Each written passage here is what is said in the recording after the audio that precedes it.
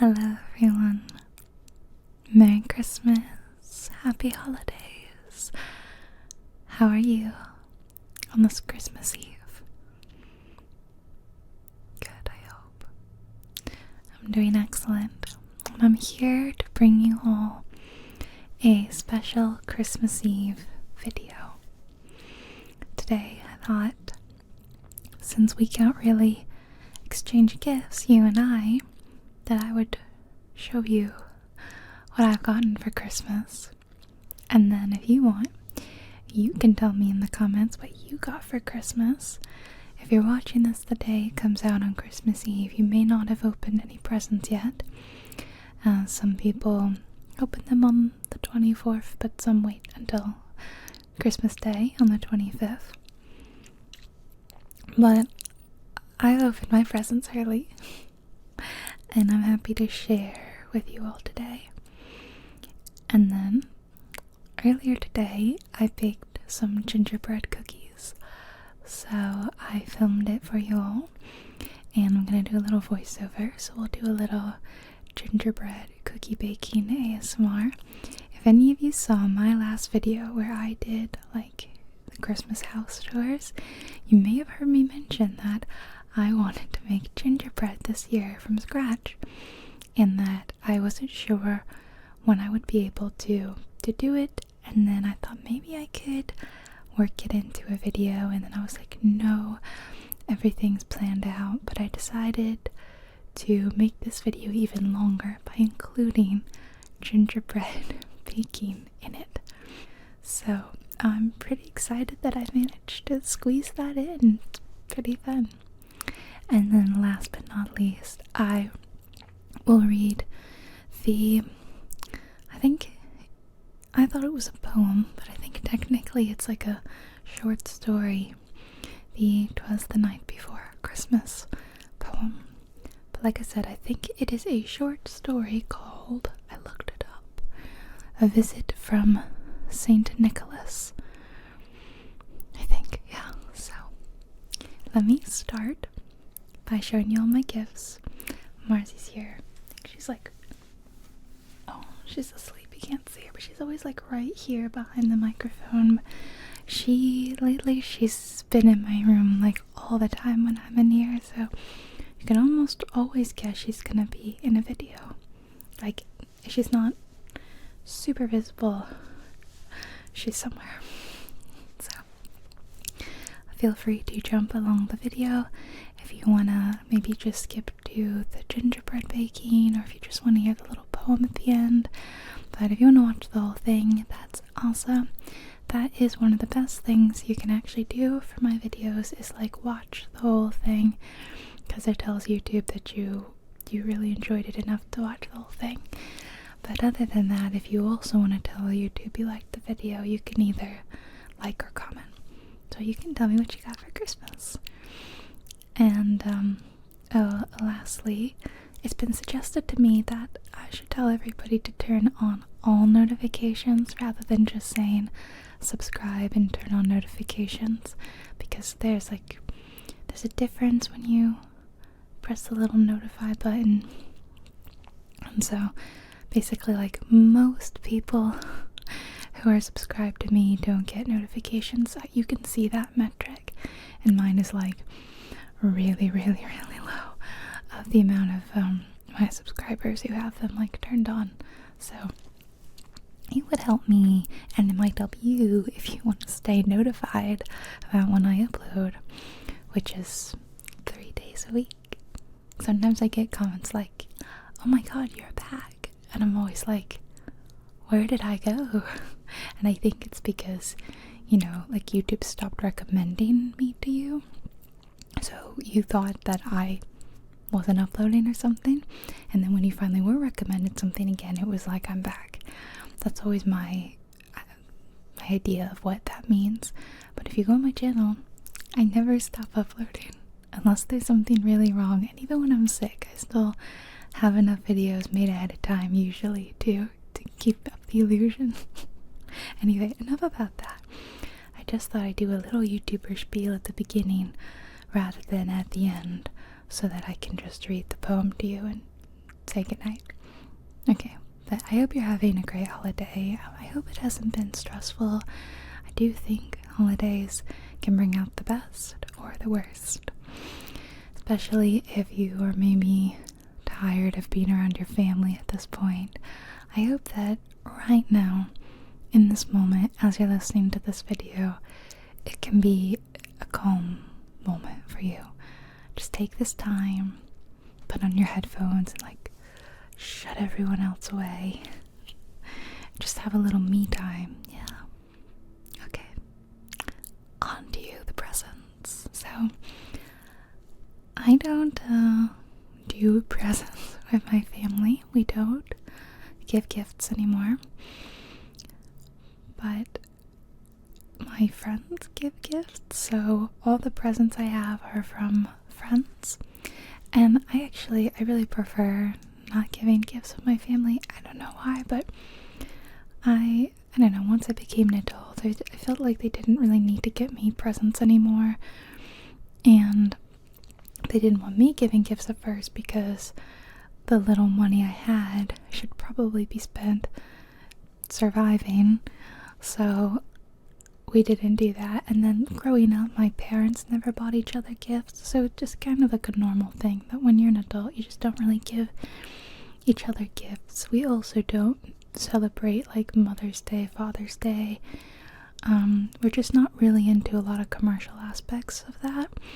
Rather, we prefer to kind of just celebrate each other all year round, treat each other to nice meals at places we love, or doing favors for each other, helping each other. So, I mean, not being like preachy, saying you should do that. I'm just explaining why my family doesn't do that, and I like it. I like that. I like it that way. But I do buy presents for my friends who are like present giving. So the first thing is that I have a few books that I've been given.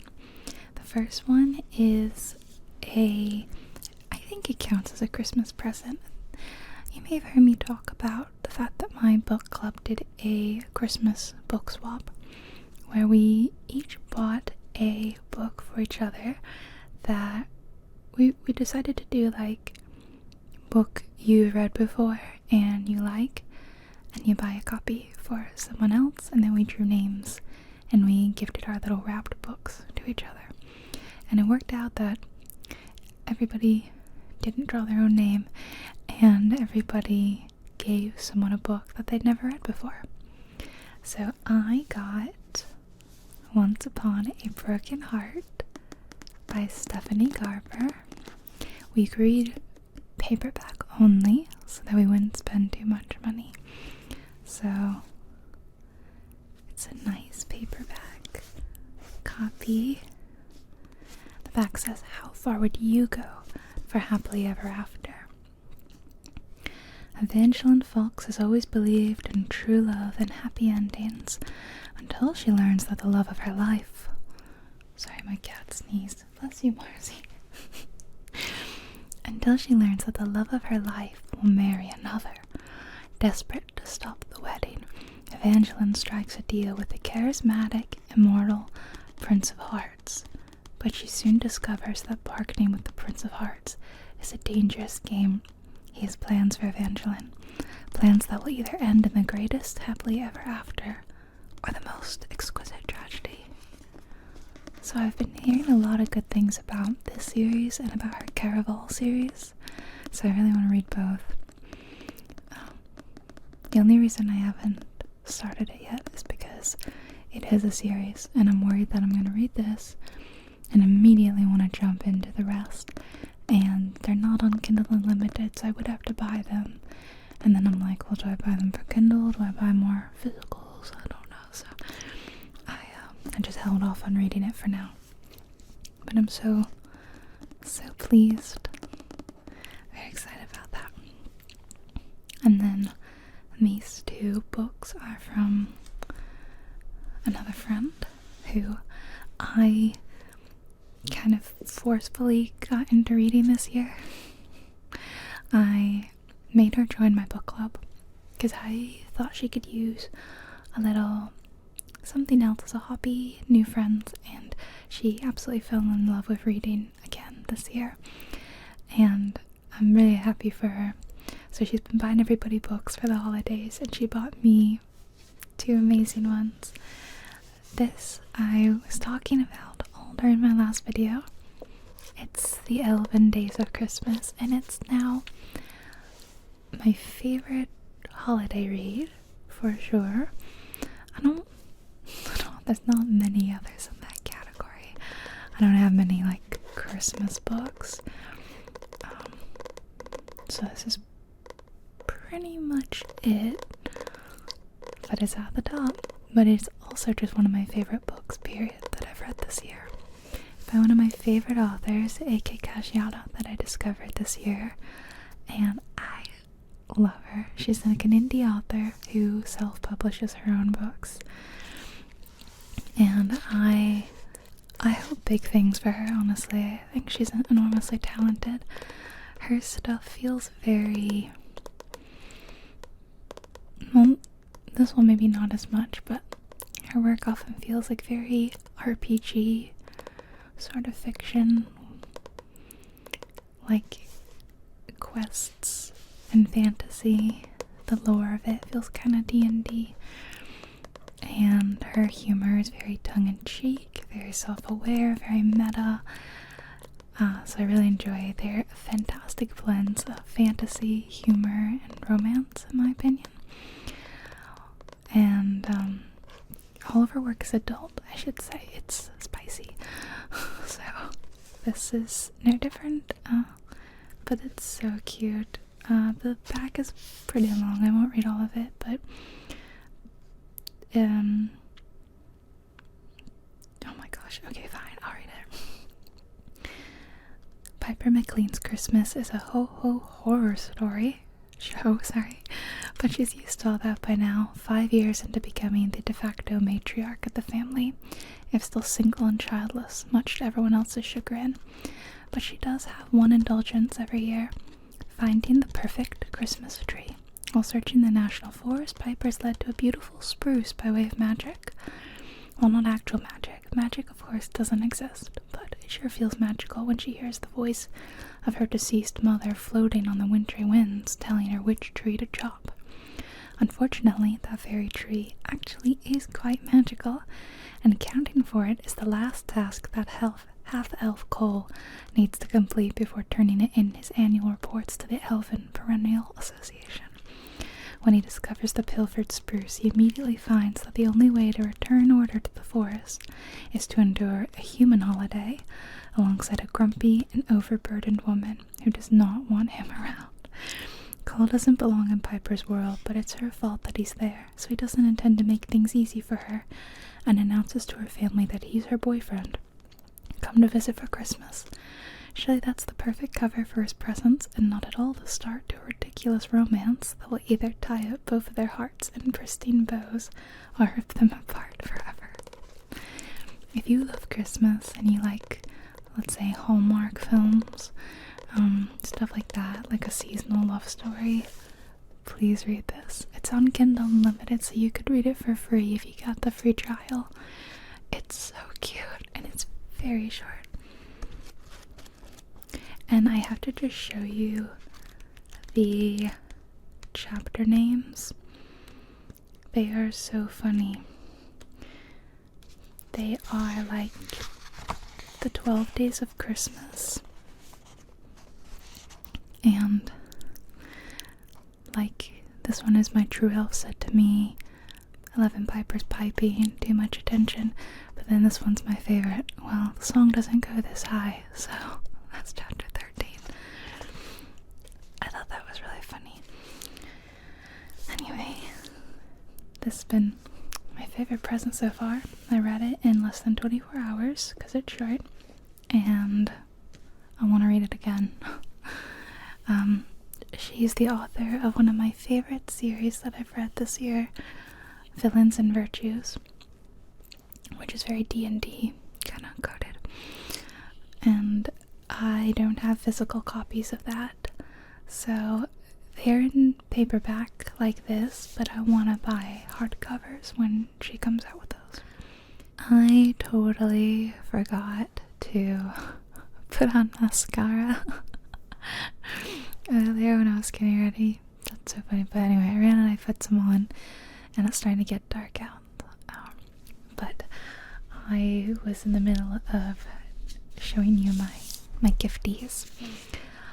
I also got this amazing book, Demon in the Wood, a Shadow and Bone graphic novel by Leigh Bardugo and Denny Pendergast. So I love the Grishaverse.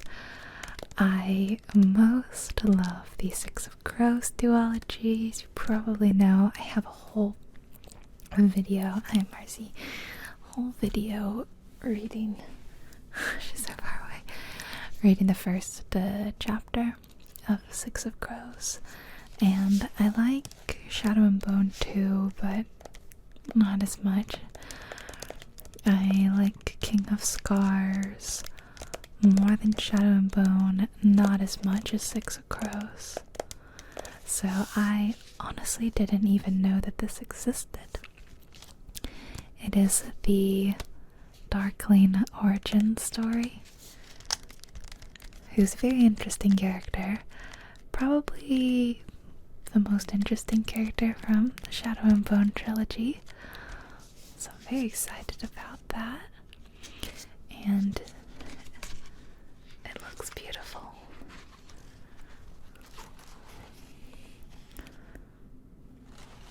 I haven't had a graphic novel in ages, so I can't wait to look through it. Grishaverse. So those are the 3 books that I got for Christmas, and I've already finished one. Then I also got, I think almost everything is book themed. Actually, everything is book themed. Along sort of with the A.K. Caggiano book. Caggiano has some of her like works. So like this is a bookmark from a Villains and Virtues spin-off novella. There's 2 of them, and so it's double-sided, the 2 novellas.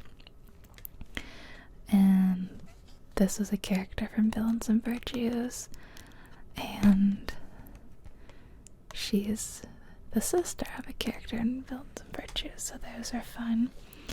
And she got me a bunch of signed book plates, signed by the author, so I get to put them in the books when I do get copies of them.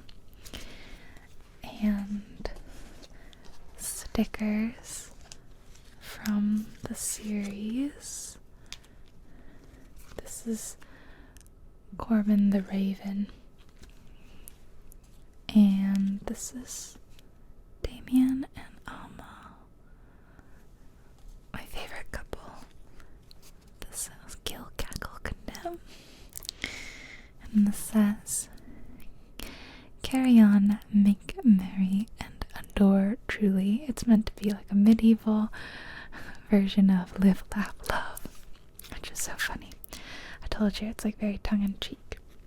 And then there are prints of the book covers, which I think I'm gonna have to get framed and put up in my office. So this is book 1, that's book 2, and this is book 3, and then I think there's another one. Yeah, I love them.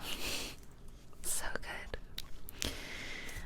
If I had to make a list of my top book boyfriends of all time, he makes the list. Top 3 probably, along with Carden and I don't know, I'd have to think about that. There's someone else that's like right there that I'm blanking on. Also, this is very exciting. My friend got me these Valaris Oh my gosh, they look amazing against like the lights. Bookends. So there's a set of two, but just gonna hold up one to show you. Oh, these are so gorgeous. I've been eyeing things like this for ages, but I don't know. I never spend a lot of money on myself, so you can kind of see how it'll look with the book. You can really see the design. I actually don't own a copy of ACOTAR, I should say. This is from the series Court of Thorns and Roses, one of my favorites. I guess he would be maybe my top book boyfriends. Yeah, maybe. So one day I'm gonna get the set so that I can keep them in these book ends.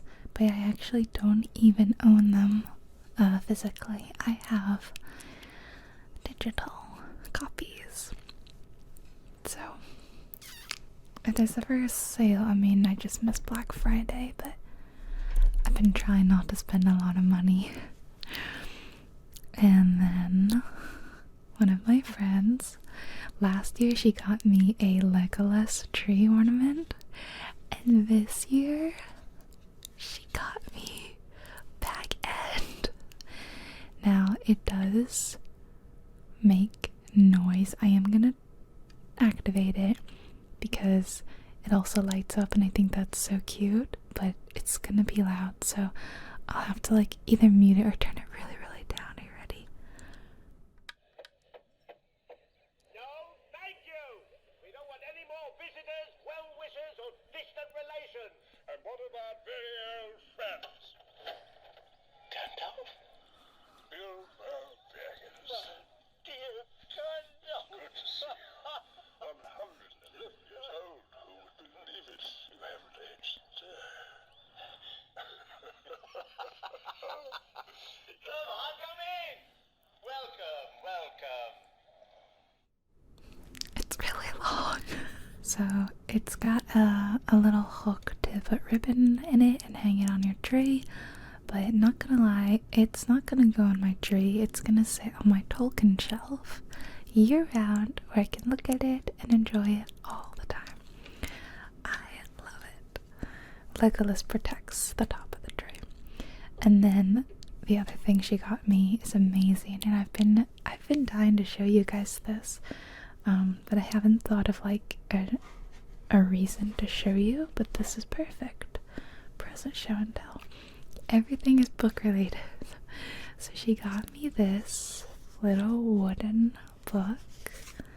I've seen these kind of things before, and I really wanted one. But again, it's the kind of thing I just don't often buy myself things. I'm a very frugal person. I spend money on, and I spend a lot of money on things like a house, like, so then I don't have lots of money for like little things, you know? So it's not that I'm like so cheap that I'm like living terribly. It's just that I save it all up for like big house things, you know? So I'm so excited that she got me this. I was like jumping up and down and screaming. I know that's hard to picture. So it opens up.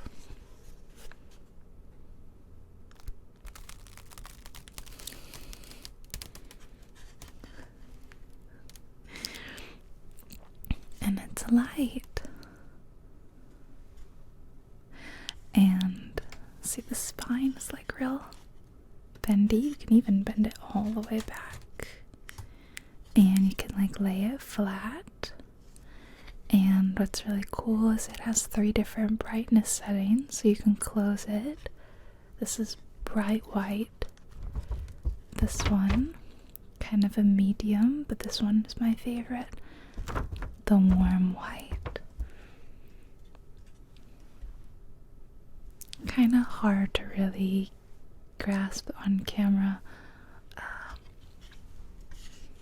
it looks. If I put it really far back, no, that does nothing.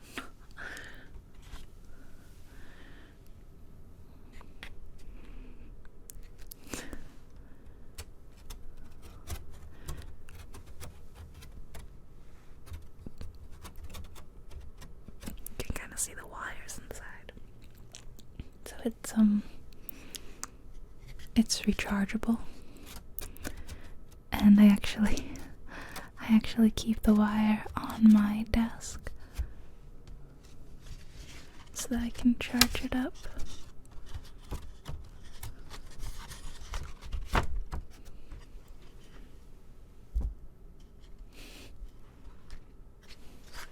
Isn't that so cool? The little charging spots right there. So it's such an amazing decor piece. Like flip it open, and but I go like boop, boop, boop to get the warm light. See, that's a good example. Yeah, okay. So those are my little gifts this year, and I just feel like the luckiest girl. I have the best friends.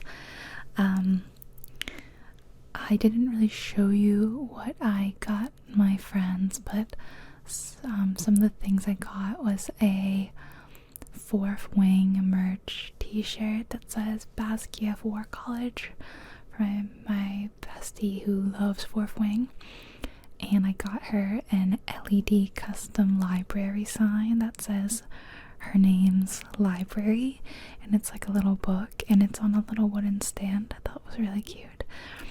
And I got another friend a water bottle that has kind of a similar design as this. It's Valaris, the mountain, and it's got like a quote around it. It's in a very fun frosted glass design with like a little wooden lid with a spot for a straw. And I also got her really cute. She got me this, so I wanted to continue the theme of a fun light up thing, and I got her this little, I'll put a picture here, this little light up toaster. I just saw this online. I thought it was the cutest thing ever. I kind of wanted one for myself, but as I said, I don't buy myself stuff like this, so I get it for my friends and live vicariously through them. You press the little toaster button to turn the light on, and I think it has different brightnesses, and I just thought it was really cute. So I thought she's gonna get me a cute light up thing. She deserves a cute light up thing. And then both of them are getting a really nice special edition book that is being delivered from the UK, so that is not here yet. So they're getting all their other presents early, but I let them know they've got another little thing coming that will probably be closer to Christmas, or because I'm filming this way ahead of time. Today is Friday the 13th actually, so closer to Christmas for me, or maybe even after Christmas is when they'll get their books. So those are my gifts. Don't forget, you can tell me in the comments what you got if you would like. And now it's time to do a little holiday baking. Let's head to the kitchen and make some gingerbread together. Alright, let's gather the ingredients we need. I'm gonna have flour, of course, brown sugar. This is my container of salt. So this is salt. It's not biscuits. Of course, some ground cinnamon, some baking powder. Gotta have molasses. Obviously, it's kind of a key ingredient in gingerbread. Some vanilla extract, an egg, 4 tablespoons of butter. 1, 2, 3, 4. Obviously, some ground ginger in the gingerbread, and a couple more spices. I've got some cloves. Wedgie calls for ground cloves, but I have whole cloves, and some nutmeg, which I'm using instead of allspice. I think it's similar. I don't know, it's only a tiny bit. So I don't have gingerbread men cookie cutters. I have this tree, so we're gonna make gingerbread trees, and I have this star. And I also have this candy cane one, which I immediately on the spot decided would not make good gingerbread. So first I'm gonna cream my brown sugar and my butter together, which always makes the most delicious smell. And I'm doing most of this in real time, by the way. There's not a lot of downtime aside from the baking time, so this you're pretty much following me along. I didn't really do any like cuts. I totally forgot to lift the mixer though when I started it.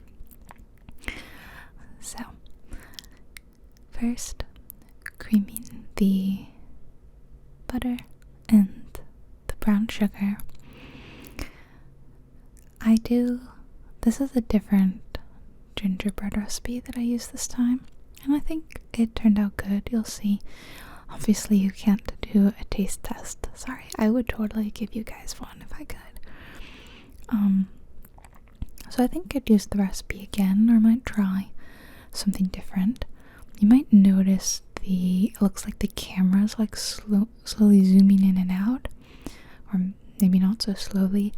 It's literally that the mixer is so powerful that it's rocking like my whole house, and the floor is kind of shaking a bit that the tripod is standing on. So yeah, like if I stomp around like on the floor, it will shake the camera as well. It's just like my floor, I guess. But yeah, I noticed that when I was editing. Next, I'm getting 1/3 of a cup of the molasses. I worked so hard to try to get exactly 1/3 of a cup, and I pretty much had it spot on. It's so hard to do any sort of syrup or like thick blobby consistency thing, you know, honey. It's so hard. I had it at about 1/4 of a cup, and then pretty much just at 1/3, and then oops, I accidentally added a bit much. So it's just a smidge over 1/3 of a cup, and in retrospect the dough was really sticky, so I probably could have added a bit more flour to compensate. So adding my molasses. Like I said, I got molasses a while ago, and I know it lasts ages, so it's been in my pantry for like a couple years, and I've only used it for like one thing, because I kept saying I would make gingerbread, and then the last couple Christmases I have not. So it is nice to finally be using it. I gotta check the expiration date though and make sure I get it all used. So I thought I would crack the egg one-handed, and it was an absolute disaster. You can see a piece of shell falling. Look at that. So I saw that and I'm like, why did I do this? I thought I would, let the molasses drip out while I did this. I'm not a professional chef or baker.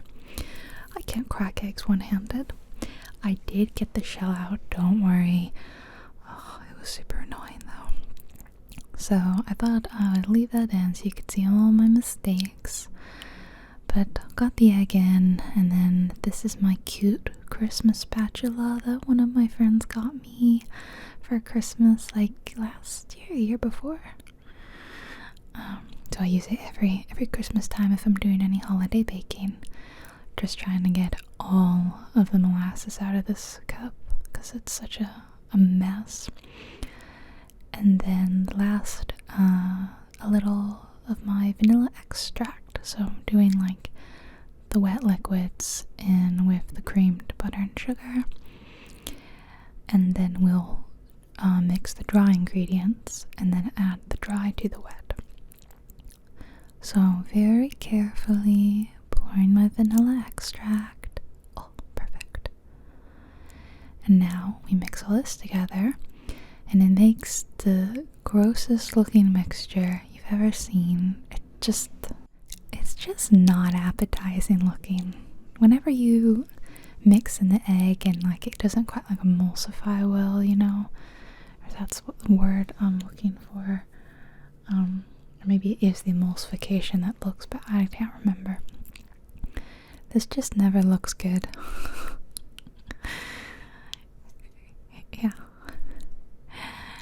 Okay, but next I'm gonna get my dry ingredients, as I said, and I'm going to be sifting my flour so that there are no like flour lumps. So 1 cup of flour, and then sift. I really like sifting. It's fun because it makes like what looks like a powdery hill of snow in your bowl. Especially if it's powdered sugar, then it really looks nice. But flour's not bad. So this recipe called for 2 cups of flour. So there's my first finely sifted little mound of flour, the cup. Here's my second cup of flour. And then, I can't believe it, I actually lost some of my recording. I'll show you when it happens, but I get, when I film videos like this, I kind of get confused on when I'm recording and when I'm not, and sometimes I'm recording when I really don't need to and nothing's happening, and then I stop and I forget to turn it back on. So I actually missed the shot of me mixing all my dry ingredients, which is so disappointing because it looked so nice, you know? Everything was unmixed in the bowl. So I apologize in advance. Next, I'm getting my baking powder. Obviously, I don't think you don't really care if you see me mix the baking powder or not, but the cinnamon looked really lovely in the bowl. And I also didn't get the clip of me grinding up my cloves. So you know how I said I have the whole cloves, you can see them there. Next, I'm getting my salt. I really need a mortar and pestle. I was talking about this with my friends last night. I don't often grind things, but when I do, I think about how I really need to get a mortar and pestle. It's like not something I'm using a lot in my cooking and baking, but when I need one, boy, do I wish I had one. The ginger was really struggling to come out, and as you can see, it's coming out in like clumps, and my teaspoon is just too big to stick in there. So I struggle with it for a good while before I'm like, you know, I need to be working smarter, not harder. So I give up on this and I go get a smaller half teaspoon that will fit in the jar. Much cleverer. But then I have to remember that if I'm using a half teaspoon when I need to use a teaspoon, you know, I need to double the amount. I have fallen victim to that. So I remember, oh wait, no, because that's only 1 teaspoon and I need 2. It is gingerbread after all, so need to add a lot of ginger. So yeah, I struggled with my cloves. You'll see me first, I tried to like put them in this little ramekin and like beat it with a spoon, or not spoon, like the blunt edge of a knife. Gonna add 2 kind of heaping teaspoons of cinnamon, and so after that clove method didn't work, I got out a plastic bag and I put them in a plastic bag and I kind of just beat it with my rolling pin, and then I rolled it into a fine paste. So I then checked my camera and I'd missed all of that. So you don't see me grinding up my cloves, and you don't see me mixing all these dry ingredients together. So that's really annoying. But I had ended up with a little bit more cloves than I needed, so I added all of it in there because I love cloves so much. I'm only doing a 1/4 teaspoon of the nutmeg though. It was just supposed to be a 1/4 teaspoon of that, or allspice, and the cloves, and I probably ended up with a bit more than a 1/4 teaspoon cloves. I have the whole cloves because I like to make tea with like cinnamon and cloves and all that, and I put them in the mixture that I'm boiling, and then I strain out all those ingredients. It's like how I make masala chai. It calls for like cloves, so I have these whole cloves, and it looks like I've never used them, but I have used so many cloves, I swear. This was look, you can see them like flying out. This was an absolute disaster. So I gave up on this, as I said.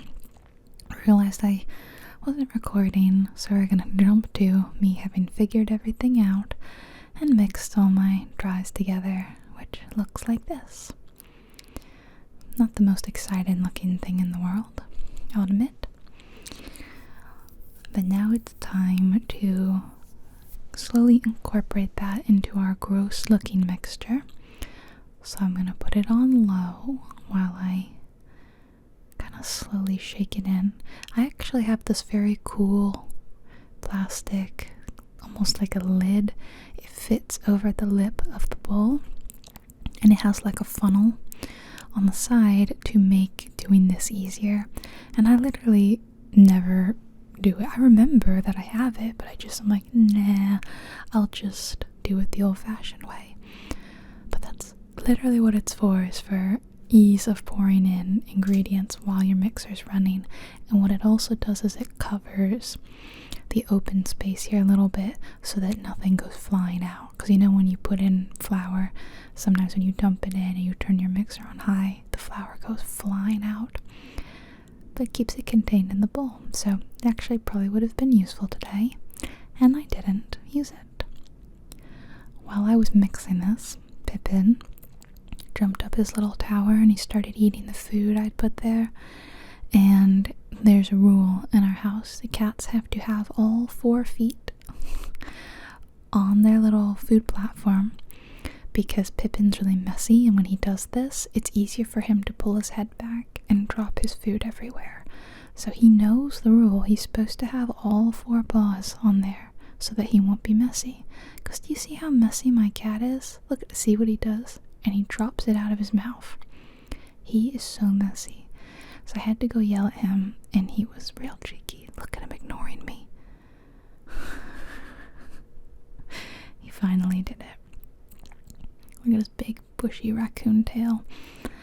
Anyway, by the time I came back, it had made a nice gingerbread dough, which smells heavenly. The smell of the cloves and the cinnamon are just so beautiful, but it is not an appetizing looking dough, I have to say. The color, the consistency, it's not great looking. But you know, it makes a yummy product. So gingerbread dough is a really sticky dough, and I probably could have added a bit more flour, but I'm gonna flour down my working surface, flour my rolling pin, so there will be more flour. See, here I am. Get my flour out. I'm going to sprinkle some across my counter for rolling it out. So I figured more flour would get incorporated, but in retrospect, this wasn't even enough. We could have done more. So the first batch that I roll out is really sticky, you'll see, but I did do a bit better with the next subsequent batches. So here's my rolling pin. I have a couple, but this one's my favorite because it's really heavy, and I like that it rolls independently. Not all of them do. I have a wooden one, and that one might roll independently too. I have a wooden one and I have this one, but this one's much heavier than the wooden one, and it's also bigger. So here's my gingerbread dough. And remember the lesson we learned the last time I made cookies on the channel? I told you all, never eat raw dough. Whether it has raw egg in it or not, if it's got raw flour, it can still give you salmonella poisoning, and you don't want that. I've had salmonella poisoning from eating raw cookie dough, and it made me insanely sick, and I was miserable. It was one of the worst illnesses I've had, and thankfully I don't believe it's given me any long-term side effects, but it can give you long-term problems. So I'm here to be your PSA. You really should never eat it. And some people say, you know, if you heat treat your flour, it's good.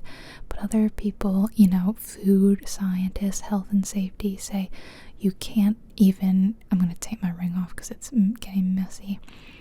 You can't heat treat it to the temperature you need to be safe at home. So home bakers still really, the only way you can make a safe cookie dough is if you just leave out the raw ingredients like raw flour and raw egg, okay? So don't trust yourself. Just don't do it. It's not worth it. Yeah. Okay. So you can probably see how crazy sticky this is. Yeah, you can see it for sure. It's too sticky. So I think also in retrospect I should have made the dough a little thicker. It calls for 1/4 inch thickness, but I honestly think I could have gone like 1/2 inch thickness. I like a thicker gingerbread. I like a chewy gingerbread cookie, and when these came out of the oven they were pretty chewy, and then they very quickly got pretty hard, which is kind of classic. God, look how disgusting my hands look. I know that gingerbread is kind of supposed to be hard, like a snap. I'm dipping my cookie cutters in flour to help them. But I don't like a real crisp gingerbread. Although I actually just had one, like just had one, and it was not bad. So it was for my second batch where I think I made them slightly thicker. Yeah. There's my star and my gingerbread, or my gingerbread tree. I did not frost them. Had I had a lot more time, maybe I would have. But I was also making these no dairy for my friend who's got, like, she's vegan, but she's not like 100% vegan because she does eggs, I found out. So that's why there's egg in this. Don't worry, I didn't like feed her eggs when she shouldn't have them. But she's definitely no dairy, and pretty much any sort of glaze or frosting I could think of required milk, and I just didn't have any oat milk, almond milk, rice milk. I didn't have anything on me. So instead I opted for a dusting of powdered sugar on top to add a little bit extra sweetness and just to decorate them in a really simple way. So I do think that ended up cute. I've got my baking sheet lined in some parchment paper, which I'm bringing over, and it's really ugly. You guys are gonna have to forgive my ugly baking sheet. It honestly needs a good scrub of like Barkeep's Friend or something. Look at that, it's bad. But it's like one of my most beloved used cookie pans. I actually recently bought a really nice set of Nordic ware pans because it came with a lid. And I'm always baking treats to take to my friends. So I thought that would be perfect. I can keep them on the pan, and then it has a lid that fits over that. That's amazing. So for easy transport. But I never used the pans it came with because I'm like, oh, these pans are so pristine and clean. I don't want to dirty them yet. So I still use the same old dirty one. Can you tell how sticky they are?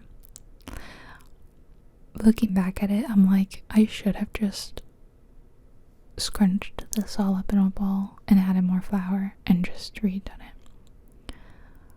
Because if they're not holding their shape, then they're not firm enough. Like, you know, that's, to me, I think they should go back and get more flour.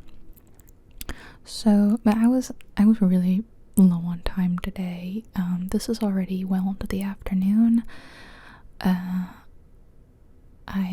I don't know why I was so behind today, but I just was. And then I was working right up until I had to leave for my book club, which was like at 6:45 approximately. And then our book clubs go way late into the night. We never want to leave. We always have so much fun. So I didn't get home till past 1 a.m. last night. And yeah, I'm now working on this on a Saturday, so I've just been a bit behind in my holiday. And technically I'm ahead recording this video. Look at that, that one's a mess. But I have to make all my Christmas videos early so that I can actually take some time off for Christmas. So I'm in a big holiday rush. Trying to make sure I have lots of videos through the holidays so that I can take maybe a week off to spend with family and just relax a bit, you know. Vacation and holiday doesn't always have to be about actively doing something. Sometimes it's just about doing nothing, you know. But yeah, I've been keeping it so that I'm not getting too stressed. And, oh, okay, all my hair in the shot. I was not really paying attention to what was on the camera. But here's all that I fit on the tray. And I kind of did a terrible job of fitting. I definitely could have been more efficient. But here they go. At 350 degrees for 10 minutes. And they are done. There we go. Gingerbread's one of those nice cookies that doesn't really spread out or get thicker. So this was my first batch and definitely my ugliest batch. They did, as I say, get a lot better after this. This was not really cut. I have mom hands, despite the fact that I don't have kids. Like, my hands are always cold. I think I just have poor circulation in my hands and feet. Maybe that's what mom hands are. Women with bad circulation. So yeah, I'm taking these straight off the hot pan, like right after. You can see it. It is hurting me a bit the longer I do it. But time for my first taste test. I picked this really ugly lumpy star to eat. And my first thought, not tasting a lot, a little crisp on the edges, but a pretty decent softness in the middle, which I like. And then the longer I chewed, the more the spices started to come out, and I was pleased. So I thought this was good, but I had not added my powdered sugar dusting yet, and that was when I decided it needed that. So here I am sifting some powdered sugar over it. That first tray got a lot. And then I taste tested like 2 or 3 more. It made a ton of cookies. This was about 1/3 of the total cookies. So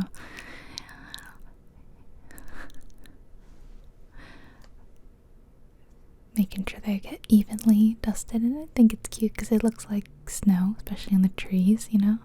They look like snowy little trees. Very cute. So yeah, I made about 3 times this, and it was more than enough for the 5 girls in my book club. Another taste test with this kind of wonky star, and the powdered sugar went everywhere. Did you see that? Let's play that again. Hold on. That was so much of my aesthetic shot of trying to eat the cute cookie in my living room by my Christmas tree. Like, yeah, that's what I get for trying to be aesthetic. So the longer they sat, and this has been a few minutes, this is probably like 20 minutes later because I've gotten another batch out of the oven since then. They did start to get quite a bit hard and a little crunchy. Like, you can see me definitely struggling a bit more to bite. So as I said, I probably would make them thicker next time. But I do like the flavor. I think they're good. And thank you for joining me on my gingerbread cooking holiday special. Let's head back to my office now, and I will read you all to sleep with a little poem. Okay? Alright, everybody.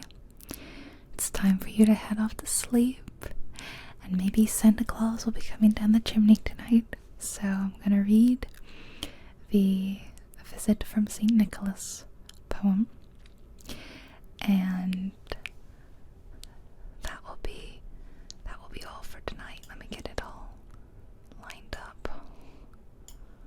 Okay, I'm gonna say goodnight to you now, and I wish you pleasant, sweet dreams of visions of sugar plums dancing through your head.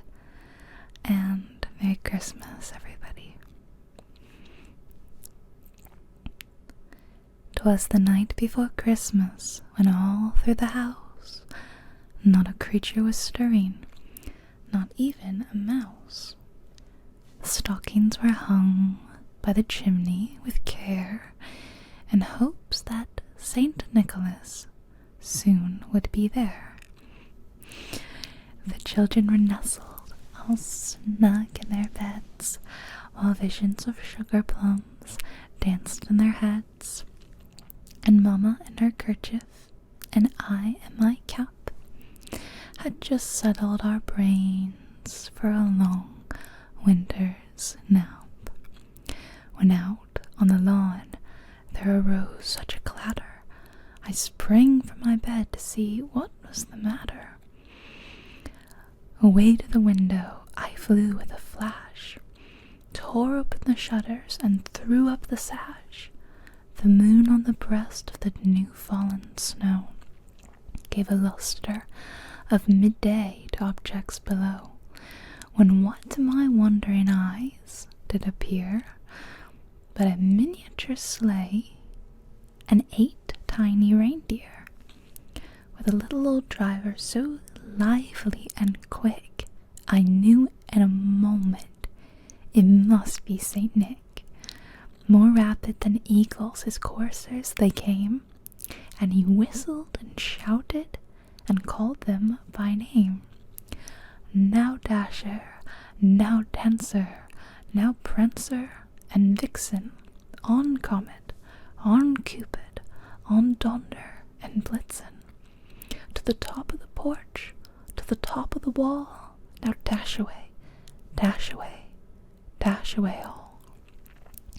As leaves that before the wild hurricane fly, when they meet with an obstacle mount to the sky, so up to the housetop the courses they flew, with a sleigh full of toys and Saint Nicholas too.